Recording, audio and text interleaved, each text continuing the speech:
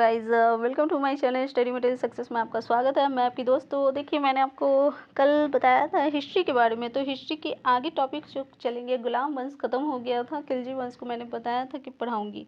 तो चलिए आज हम लोग चलते हैं खिलजी वंश के बारे में चलेंगे, जैसे मैंने पढ़ा दिया है। ठीक है, तो खिलजी वंश के बारे में देखिए, जानते हैं क्या है। देखिए, खिलजी वंश का कार्यकाल क्या था, 1290 से 1320। क्या था, 1290 से 1320 ईस्वी में। ठीक है, याद रहेगा आप लोगों को, 1290 से 1320। देखिए, खिलजी वंश की स्थापना गुलाम वंश के अंतिम शासक क्यूमर्स की हत्या करके जलालुद्दीन खिलजी ने की थी। ठीक है, याद रहेगा खिलजी वंश की स्थापना कैसे हुई थी। तो खिलजी वंश की स्थापना कब हुई थी, जब गुलाम वंश की अंतिम शासक क्यूमर्स, याद रखिएगा क्यूमर्स, कौन, गुलाम वंश के अंतिम शासक कौन थे, क्यूमर्स, याद रखिएगा।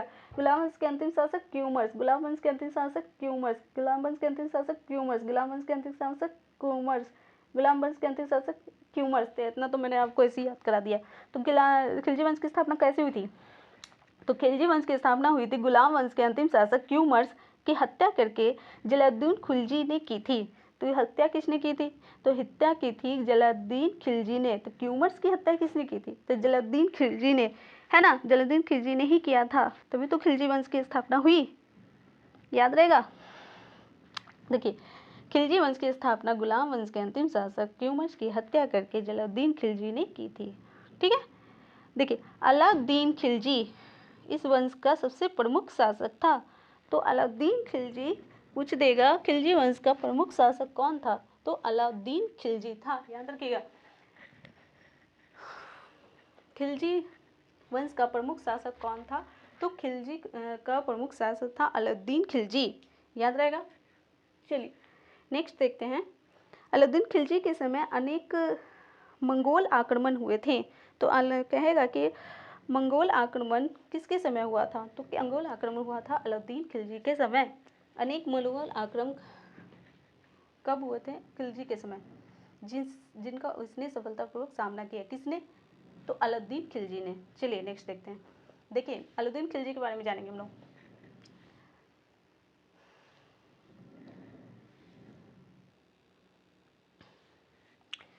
तो देखिए, अलाउद्दीन खिलजी 1299, यहाँ देखिए 1290 से 1320 के बीच में बताया जा रहा है। 1299 ईस्वी में गुजरात आक्रमण के दौरान एक हिजड़े मालिक काफूर 1000 दिनार की खरीदा था। ठीक है, अलाउद्दीन खिलजी ने 1299 ईस्वी में गुजरात आक्रमण के दौरान एक हिजड़े मालिक काफूर, हिजड़े मालिक कौन सा, मालिक काफूर को 1000 दिनार में खरीदा था। देखिए, 1000 दिनार में मालिक काफूर को खरीदा गया था गुजरात आक्रमण के दौरान, याद रखिएगा आप लोग। तो मालिक काफूर ने अलाउद्दीन खिलजी को दक्षिण के पहले सफल अभियान में नेतृत्व किया। तो अलाउद्दीन खिलजी को दक्षिण के पहले सफल अभियान के लिए किसने नेतृत्व किया था, ये क्वेश्चन पूछ देगा। तो हम लोग कहेंगे इसको पहला नेतृत्व किसने किया था, मालिक काफूर को। इसने कितने में खरीदा गया था, तो 1000 दिनार में खरीदा था। किसने खरीदा था, तो अलाउद्दीन खिलजी ने खरीदा था। और किस युद्ध के दौरान खरीदा था, आक्रमण में, तो गुजरात आक्रमण के दौरान। ठीक है, तो आप लोग को याद हो गया होगा। चलिए नेक्स्ट देखते क्वेश्चन। अलाउद्दीन खिलजी की विभिन्न उपलब्धियों और बाजार नियंत्रण की विशिष्ट उपलब्धियों के बारे में जानेंगे। देखिए, वह वित्तीय और राजस्व सुधारों के प्रति गंभीरता दिखाने वाले दिल्ली सल्तनत का पहला सुल्तान था। कौन, तो पहला सुल्तान कौन था, खिलजी वंश का अलाउद्दीन खिलजी। ठीक है, उसने दीवाने मुस्तखाराज नामक के नए राजस्व की स्थापना की। तो कहेगा क्वेश्चन कि दीवाने मुस्तखराज की स्थापना किस शासक ने किया था, तो अलाउद्दीन खिलजी। तो चलिए थोड़ा सा पहले और एक बार हम खिलजी के बारे में पढ़ा देते हैं। ठीक है, तो खिलजी के कार्यकाल क्या था, 1290 से 1320। और खिलजी वंश की स्थापना कैसे हुई थी, तो इसकी स्थापना जलालुद्दीन खिलजी ने किया था। किसकी हत्या करके, तो क्यूमर्स की हत्या की। अब क्यूमर्स कहाँ का शासक था, तो गुलाम वंश का अंतिम शासक क्यूमर्स था, जिसकी हत्या अलाउद्दीन खिलजी ने कराया था। ठीक है, उसके बाद जलालुद्दीन खिलजी ने किया था क्यूमर्स की हत्या। ठीक है, गलत बोली यहाँ पे। तो अलाउद्दीन खिलजी इस वंश का प्रमुख शासक बना।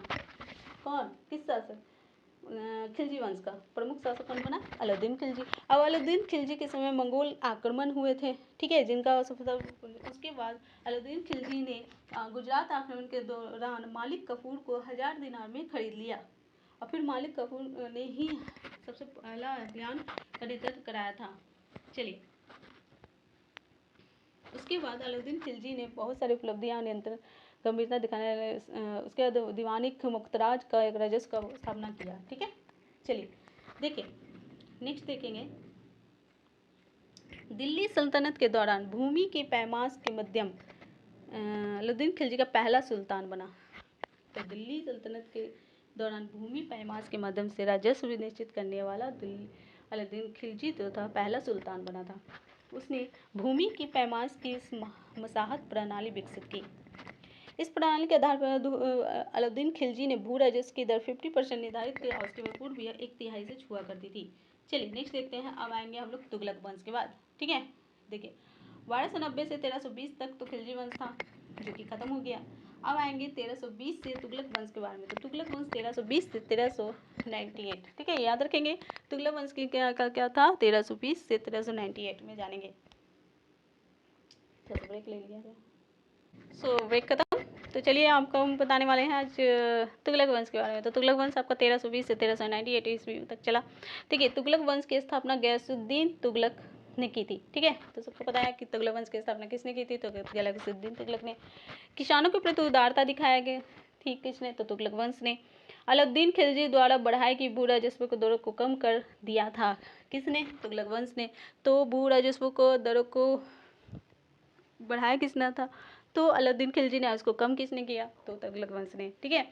फिर देखिए, सल्तनत काल में सिंचाई के लिए नहरों का निर्माण कराने वाला प्रथम सुल्तान कौन था? सल्तनत काल में सिंचाई के नहरों का निर्माण करने वाला पहला सुल्तान तुगलक वंशी था। सूफी संत नजमुद्दीन औलिया और गयासुद्दीन तुगलक को कहा जाता है। देखिए, सूफी संत नजमुद्दीन औलिया और गयासुद्दीन तुगलक को ही कहा जाता है कि, ठीक है, हुनुस दिल्ली दुरस्त, अर्थात सभी दिल्ली दूर हो, अभी दिल्ली दूर है ना।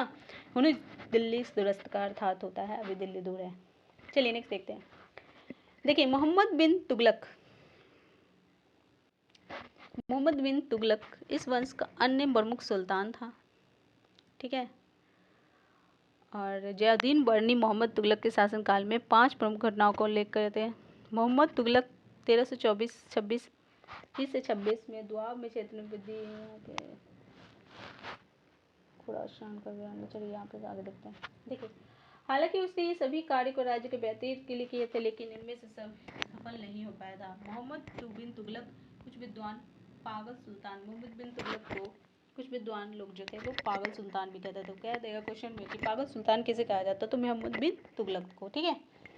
चलिए देखिए, अलाउद्दीन खिलजी विभिन्न उपलब्धियों के बाजार नियंत्रण प्रणाली विशिष्ट शायद हो गया, ये फिर से लग गया ना ये। अच्छा चलिए, अब आते हैं फिरोज शाह तुगलक के अन्य तुगलक सुल्तान भी कहा जाता था, तुगलक सुल्तान कहा जाता था। उसने स्वयं को आदर्श मुसलमान सिद्ध करने की हर संभव कोशिश की थी। उसने पुरी के जगन्नाथ मंदिर और कांगड़ा के ज्वालामुखी मंदिर को नष्ट कर दिया, ठीक है। पुरी के जगन्नाथ मंदिर और कांगड़ा के मंदिर को नष्ट करने वाले कौन थे? तो फिरोज शाह तुगलक। फिरोज शाह तुगलक ने ब्राह्मणों पर भी जजिया कर लगा दिया था। इसने गुलामों को पृथक दीवाने बंदरगाह की स्थापना भी की थी। चलिए देखते हैं। नेक्स्ट है आपका सैयद वंश। कुछ गड़बड़ हो गया लगता है, तो ये चलिए हम लोग देखते हैं सैयद वंश के बारे में। 1414 में 1451 में, ठीक है, सैयद वंश की स्थापना खिलजी खान ने किया था। उसने रैयत के आलाया की उपाधि धारण की थी। सैयद वंश के मुबारक शाह आहाई बिन सरेदी के नाम लेखक संरक्षण प्रदान किया था। इस लेखक को तारीख मुबारक शाही के पुस्तक की रचना की थी, ठीक है। अब जानते हैं लोधी वंश के बारे में। तो लोधी वंश 1491 से 1526 में स्टार्ट हुआ, ठीक है। लोधी वंश के स्थापना बलोद लोधी ने किया था। बलोद लोधी के एक अफगान था, क्या था? अफगान था। और लोधी वंश दिल्ली सल्तनत का पहला अफगान वंश था, ठीक है। इसके बाद सिकंदर लोदी शासक बन गया। उसके बाद सिकंदर लोदी ने अपने गुप्तचर व्यवस्था को संतुलित किया और उसके बाद गुलरुखी नामक फारसी भाषा कविताएं के लिखी। सिकंदर लोदी ने भूमि की पैमाइश को गजे सिकंदर माप का आरंभ किया था। ठीक है, उसके बाद लोदी वंश के बाद आया इब्राहिम लोदी, जो लोदी वंश का दिल्ली सल्तनत का अंतिम शासक था, जो 1517 से 18 ईस्वी में मेवाड़ के राणा सांगा के साथ युद्ध में लड़े गए खैताली घोटाले के युद्ध में लोदी को बुरी तरह से पराजित कर दिया था। फिर 1526 के ईस्वी में इब्राहिम लोदी ने बाबर के साथ पानीपत का पहला युद्ध जो लड़ा था, युद्ध मैदान में ही मारा गया था। युद्ध मैदान में ही मरने वाले इब्राहिम लोदी दिल्ली सल्तनत का पहला एकमात्र सुल्तान था। दिल्ली सल्तनत का पहला एकमात्र सुल्तान कौन था? इब्राहिम लोदी। ठीक है, चलिए खत्म हो गया। फिर हम चलेंगे, बाद में आएंगे फिर थोड़ा वीडियो लेके हिस्ट्री का। तब तक के लिए लाइक कीजिए, शेयर कीजिए। Good bye.